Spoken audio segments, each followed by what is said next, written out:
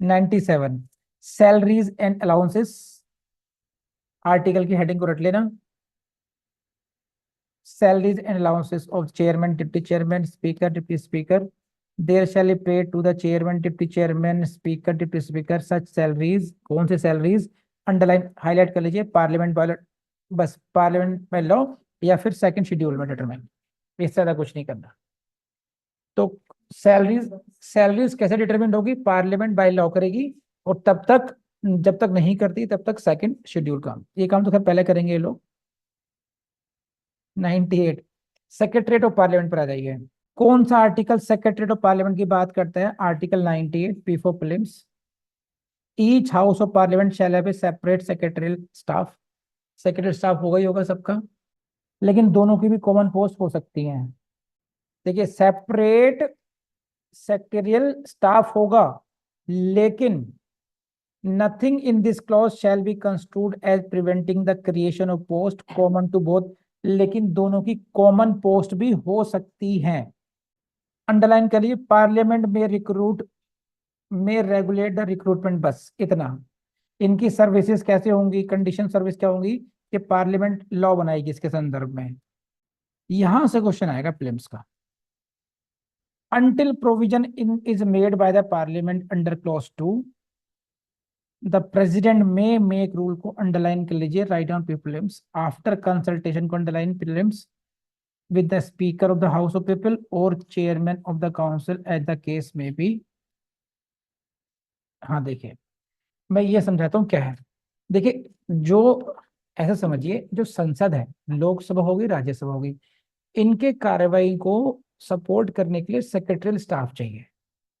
There are so many files, so many documents, उनकी filing होनी है, उनका रख रखाव होना है, किस तरीके से नोटिंग होगी, किस तरह के प्रेजेंटेशन होगा, बहुत बड़ा काम हो गया।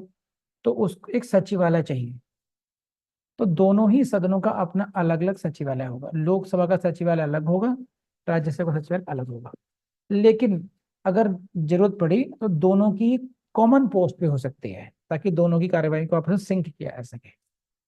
अच्छा, अब उन जो सचिवालय है उसके जो कर्मी हैं, उसमें कुछ फोर्थ क्लास होंगे, कुछ क्लरिकल ग्रेड पर होंगे, कुछ सेकंड ग्रेड पर होंगे, कोई ए ग्रेड पर होंगे, उनकी टर्म्स एंड कंडीशन सर्विस की क्या होंगी?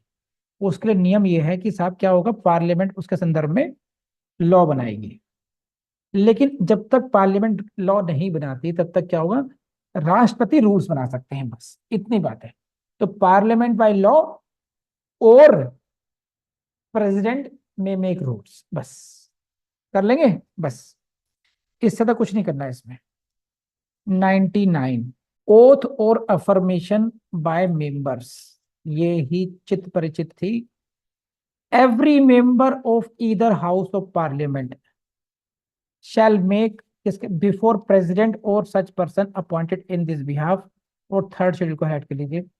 तो every member of the house, either house of parliament को हाईलाइट कर लीजिए, कि चाहे लोकसभा हो या राज्यसभा हो, इन दोनों का ही प्रत्येक सदस्य, लोकसभा का सदस्य हो या राज्यसभा का हो, ध्यान रखना है वाइस प्रेसिडेंट नहीं आएंगे, क्योंकि वाइस प्रेसिडेंट किसी भी सदन का भाग नहीं होते हैं।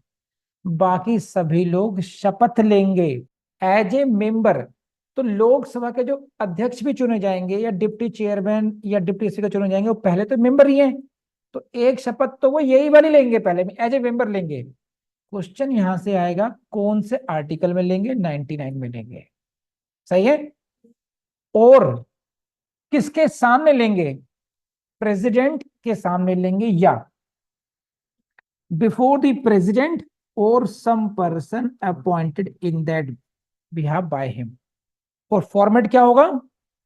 थर्ड, जैसा कि थर्ड शेड्यूल में दिया गया है। 81 से 99 तक आ गए, और हमने कुछ छोड़ा भी नहीं है।